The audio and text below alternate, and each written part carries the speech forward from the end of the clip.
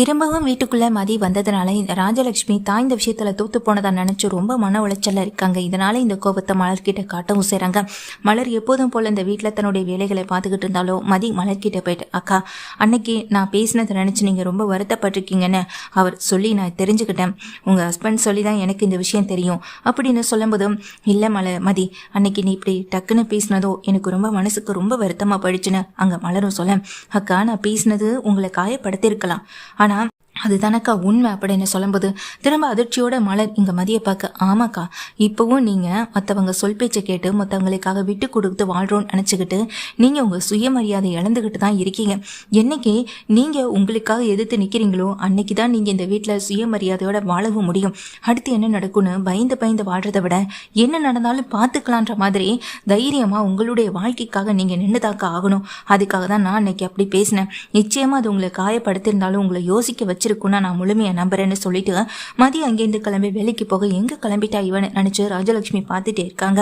ராஜலட்சுமியோ இங்க அங்கேருந்து கிளம்பி போன மதிக்கிட்ட எதுவுமே பேசாம அமைதியா இருந்தாலும் அவங்க போனதுக்கு பிறகு இங்க தங்கராஜுக்கு கால் பண்றாங்க.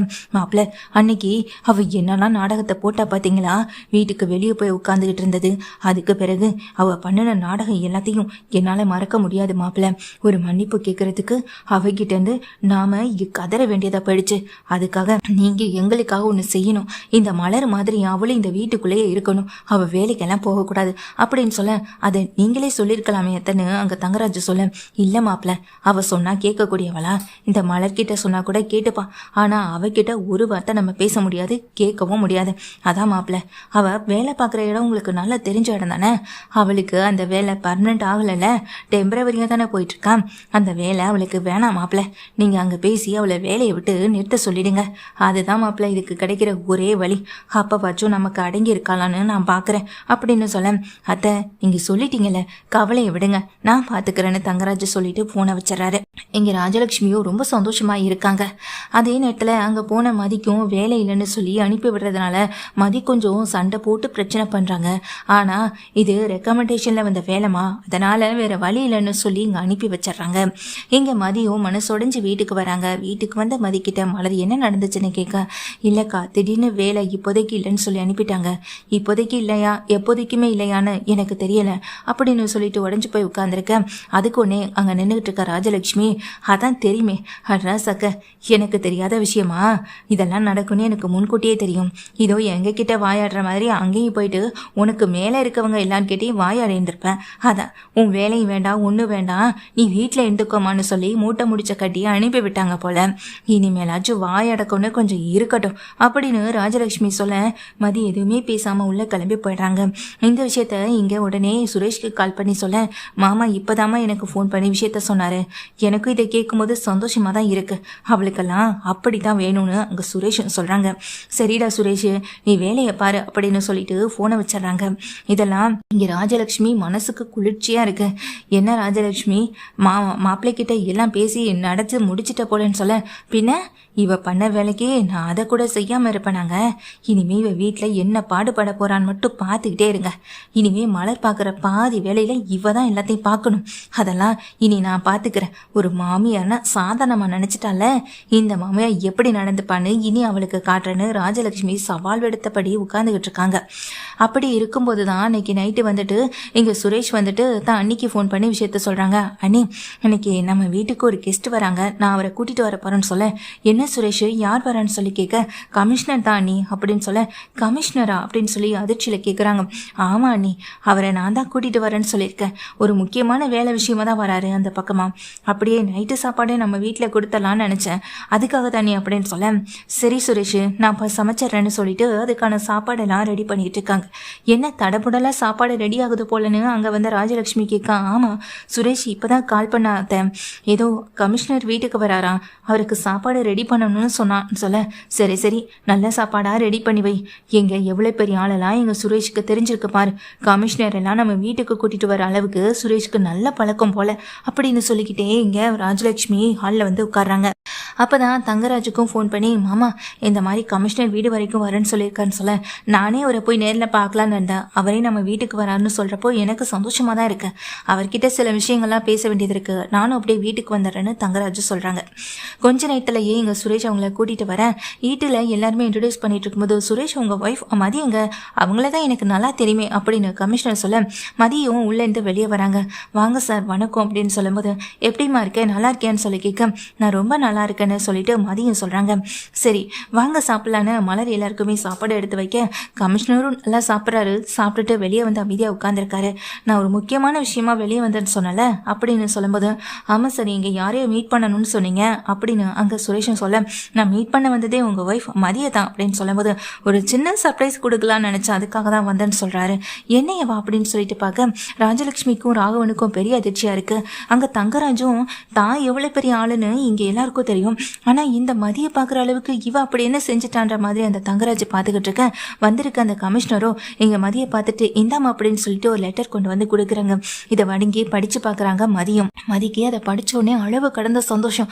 சார் ரொம்ப நன்றி அப்படின்னு போய் அவர் காலில் விழுந்த ஆசீர்வாதம் வாங்கிட்டு கை கொடுக்க இங்கே பாருமா உன்ன மாதிரியான ஒருத்தவங்களுக்கு இந்த வேலையை வாங்கி கொடுக்க நான் ரொம்ப சந்தோஷப்பட்டுட்டு இருக்கேன் அப்படின்னு சொல்ல என்னன்னு சொல்லிட்டு யாருக்கும் புரியலையா நானே சொல்கிறேன்னு அப்போ தான் கமிஷனர் சொல்கிறாரு. இந்த பொண்ணுக்கு ஒரு வேலை பர்மனன்ட் வேலை இப்போ நான் ரெடி பண்ணியிருக்கேன் அப்படின்னு சொல்ல என்ன சொல்கிறீங்க சார் அப்படின்னு அங்கே சுரேஷன் கேட்க ஆமாம் சுரேஷ் உனக்காக உன்னுடைய வேலைக்காக அந்த பொண்ணு அங்கே வரையும் வந்து நின்னது இப்போ நான் புரிஞ்சுக்கிட்ட ஒரு விஷயம் என்னென்னா இந்த பொண்ணு எந்த காரணத்துக்காக எந்த சுச்சுவேஷனுக்காக ஒன்று மேரேஜ் பண்ணிட்டானே எனக்கு தெரியாது. ஆனால் எந்த சுச்சுவேஷனாக இருந்தாலும் கட்டினதுக்கு பிறகு தன்னுடைய புருஷனுக்கு வேலை இருக்கும்னு நினச்சிட்டு அந்த பொண்ணு அங்கே வந்து நின்னாலான்னு கூட எனக்கு யோசிக்க தெரியல. ஆனால் அந்த நேரத்தில் அந்த பொண்ணு உன்னுடைய வேலையை வாங்கி கொடுத்தா. அதுக்கு பிறகு அந்த பொண்ணுடைய நிறைய வீடியோஸ் அதாவது நிறைய ஒரு விஷயங்கள் நான் பார்த்துட்ருக்கேன் சோசியல் மீடியாவிலையும் சரி நிறைய விஷயங்கள் அந்த பொண்ணு நல்லதும் பண்ணிக்கிட்டு இருக்கு. ஸ்டூடெண்ட்ஸ் கிட்ட விசாரிக்கும் போதும் சரி அந்த பொண்ணுடைய எல்லா விஷயங்களையும் எனக்கு தெரியும். என்னுடைய பொண்ணு கூட இந்த பொண்ணு படிக்கிற காலேஜில் தான் படிச்சுட்டு இருக்கா. அவள் தான் எப்போ பார்த்தாலும் மதி மேம்னு சொல்லிட்டு அவங்கள பற்றி ஒரே புகழாக இருக்கும். ஆனால் இன்னைக்கு காலையிலேருந்து ரொம்ப சோகமாக இருந்த என் பொண்ணுக்கிட்ட கேட்டப்போ அவள் சொன்ன விஷயம் இது தான். பர்மனன்ட் வேலை அவங்களுக்கு கிடைக்கல, இப்போதைக்கு காலேஜை விட்டும் வெளியே அனுப்பிட்டாங்க, ஏன்னு தெரியல டாடி அப்படின்னு சொல்லி ரொம்ப ஃபீல் பண்ணான். ஸோ அதனால தான் நான் அந்த காலேஜுக்கு போயிட்டு நேரடியாக பேசி ஒரு பர்மனன்ட் ஜாப்புக்கே நான் ரெடி பண்ணிட்டேன். இந்தாம்மா அதனுடைய லெட்டர் தான் இது. நீ நாளைக்கே போயிட்டு வேலையில் ஜாயின் பண்ணு. நீ டெம்பரவரியாக வேலை பார்க்கணுன்ற அவசியம் இல்லை. நல்ல சம்பளத்தில் நல்ல வேலை உனக்கு கிடைச்சிருக்கு. இது என் பொண்ணுக்காக செஞ்சேனான்னு கேட்டால் நிச்சயமாக இல்லை. என் பொண்ணு மாதிரி உன்னை மிஸ் பண்ணுற பல ஸ்டூடெண்ட்ஸ்க்காக தான் நான் இதை செஞ்சுருக்கேன். உன்ன மாதிரியான ஒரு மேடம் எல்லாருக்குமே வேணும். நீ நல்ல பழக்க வழக்கங்களை எல்லாருக்குமே சொல்லி கொடுத்துட்ருக்க. அதனால தான் அப்படின்னு சொல்ல என்ன இப்படி சொல்கிறீங்க? அவள் தான் காதலிக்கிறவங்களெல்லாம் சேர்த்து வச்சிட்டு இருக்காளேன்னு ராஜலட்சுமி சொல்ல அதுலேயும் ஒன்று தப்பு இல்லையம்மா. 2 பேர் சம்மந்தப்பட்ட விஷயம் 2 குடும்ப சம்மந்தப்பட்ட விஷயமா மாறும்போது அது அந்த பொண்ணே நல்ல விதமாக டீல் பண்ண தானே செய்கிறான். எனக்கு அதில் எந்த பிரச்சனையும் இல்லை.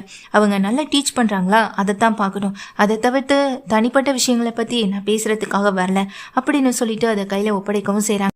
மதிக்கோ அளவு கடந்த சந்தோஷமா இருக்கு. சரி அப்போ நான் கிளம்புறேன் அப்படின்னு சொல்லிட்டு கமிஷனர் அங்கேருந்து கிளம்ப சுரேஷ் ஒரு நிமிஷம் அப்படின்னு சொல்லிட்டு வெளியே கூட்டிட்டு வராங்க. வெளியே கூட்டிட்டு வந்த சுரேஷ் கேட்டேன் எனக்கு என்ன நடந்ததுன்னு தெரியும். அந்த பொண்ணோட வேலை இல்லாமல் போனதுக்கு காரணம் உங்கள் மாப்பிள்ளை உங்கள் வீட்டில் வந்து உட்காந்துருக்காரு அந்த தங்கராஜன்றது. அவர் மேலே ஏகப்பட்ட வழக்குகள் இருக்குது. ஆனால் அது எதுவுமே இல்லைன்னு பண்ணிடுறாரு. உங்கள் மாமான்ற காரணத்துக்காக நீங்களும் அவர்கிட்ட கொஞ்சம் விட்டு கொடுத்து போயிட்டுருக்கீங்க. ஆனால் உங்கள் ஒய்ஃப் உங்களுடைய வேலைக்காக அங்கே வந்து நின்னாங்க. ஆனால் நீங்கள் உங்கள் மாமா மூலமாகவே உங்கள் ஒய்ஃப் வேலையே வேண்டான்னு சொல்லி தடுத்து நிறுத்திருக்கீங்க. இப்படிப்பட்ட ஒரு விஷயத்த நான் உங்ககிட்ட இந்த எதிர்பார்க்கல. ஸோ வேலையிலையாவது நீங்கள் கொஞ்சம் கான்ஃபிடென்ட்டாக நேர்மையாக ஒர்க் பண்ணுங்க அப்படின்னு கோவமாகவே சொல்லிட்டு அவர் அங்கேருந்து கிளம்பி போக இதை கேட்டுட்டு இங்க சுரேஷோ அப்படியே அசிங்கப்பட்டு நிக்கிறாங்க. தங்கராஜுமே இதுக்கு மேலே அசிங்கப்பட முடியாது அப்படின்ற ஒரு சூழ்நிலை அப்போ நான் வரேன் மாமா வரேன். கமிஷனரை பார்த்து பேசலான்னு தான் வந்தேன். ஆனால் அவர் தான் ரொம்ப பிஸியாக இருந்தாரே. நான் இன்னொரு நாள் அவரை பார்த்து பேசிக்கிறேன்னு சொல்லிட்டு இங்கேருந்து தங்கராஜு கிளம்பி போக பர்மனன்ட் ஷாப் தான் கையில் கிடச்சதை நினச்சி சந்தோஷப்பட்டுட்டு இருக்காங்க மதியம். மலருமே அதை வாங்கி பார்த்து கங்கராஜ் மதி அப்படின்னு சொல்லிட்டு சந்தோஷத்தில் கட்டி பிடிக்க இரு ஸ்வீட் எடுத்துகிட்டு வரேன்னு சொல்லிட்டு உள்ளே போயிட்டு ஸ்வீட்லாம் எடுத்துகிட்டு வந்து கொடுக்கவும் செய்கிறாங்க. மதிக்கும் ரொம்ப சந்தோஷம், மலருக்கும் ரொம்ப சந்தோஷம். பாக்யராஜனை மற்றவங்க எல்லாருமே கங்க்ராச்சுலேஷன் பண்ண மதி மலர்னு எல்லாரும் ஹாப்பியாக இருக்காங்க. ஆனால் ராஜலட்சுமிக்கும் ராகவனுக்கும் அதை பார்த்து பொறுத்துக்கவே முடியலை. தன்னுடைய பையனுக்காக தான் அந்த கமிஷனர் இங்கே வந்திருக்காருன்னு பார்த்தா போயும் இவளுக்காக என்னத்தை சொல்கிறதுனே தெரியலன்னு இங்கே ராஜலட்சுமியோ மனசுக்குள்ளே அப்படியே வெதும்பிக்கிட்டு உள்ளே போக உள்ளே வந்த சுரேஷ் அங்கே ரூம்குள்ளே போனதுக்கு பிறகு அங்கே மதி தன் கையில் இருக்க லெட்டரை வாங்கி பிரித்து பார்த்து சந்தோஷப்பட்டுட்டு இருக்க அதே வேளையில் தான் அம்மா அப்பாவுக்கு இது மூலமாக ஒரு நல்ல விஷயத்த செய்யலான்னு எதிர்பார்ப்போடு இருக்காங்க. அடுத்த நாள் இங்கே வேலைக்கு கிளம்பிக்கிட்டு இருக்க மதிக்கிட்ட வெளியே வர ராஜலக்ஷ்மி, ஆமாம் உனக்கு தான் பர்மனெண்ட்டாக வேலையை இங்கே கமிஷனரே வாங்கி கொடுத்துருக்காரு. சரி, அந்த அளவுக்கு நீ நல்லாவே பாடம் எடுக்கிறதவே வச்சுப்போம். பர்மனெண்ட் வேலை கிடைச்சதுக்கு பிறகு சம்பளம் எவ்வளோ கொடுப்பாங்க அப்படின்னு சொல்லி கேட்க, என்ன டெம்பரவரியாக போன வரைக்கும் 20,000, பர்மனெண்ட்னா கண்டிப்பாக 1 lakh வரைக்குமே நமக்கு சேலரி கிடைக்கும். போக போக தான் இன்க்ரிமெண்ட் பண்ணுவாங்க அப்படின்னு சொல்கிறாங்க. ஒரு 70,000லேருந்து 80,000 வரையும் இப்போதைக்கு கொடுப்பாங்க அப்படின்னு சொல்ல, பரவாயில்லையே நல்ல சம்பளமாக தான் இருக்கு. சரி சரி, அதெல்லாம் சுரேஷ் அக்கௌண்ட்டுக்கு போகிற மாதிரி பண்ணி விட்டுரு அப்படின்னு சொல்ல, உங்கள் பையன் அக்கௌண்ட்டுக்கா?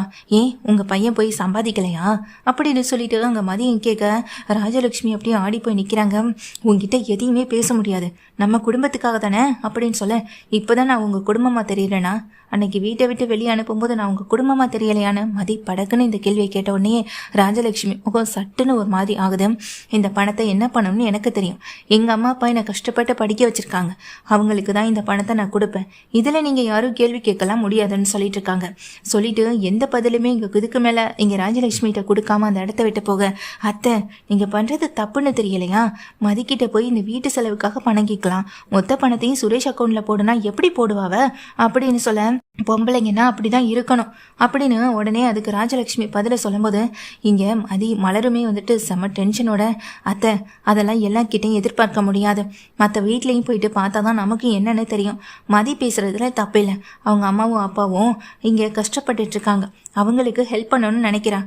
அதுவும் இல்லாமல் சுரேஷும் இங்கே போலீஸ் வேலையில் தானே இருக்கான். அவனுக்கும் நல்ல சம்பளம் தானே கிடைக்குது. மொத்த பணத்தையும் மதி இங்கே சுரேஷ் கிட்ட கொடுப்பான்னு நினைக்காதீங்க அப்படின்னு சொல்லிட்டு மலரும் உள்ளே போக, என்ன நேற்று என்னமோ 2 பேரும் சண்டை போட்டுக்கிட்டாளுங்க, இன்னைக்கு என்ன ஒன்று சேர்ந்துக்கிட்டாளுங்களே நினச்சி ராஜலக்ஷ்மி இன்னும் அசிங்கப்பட்டு தான் நிற்கிறாங்க.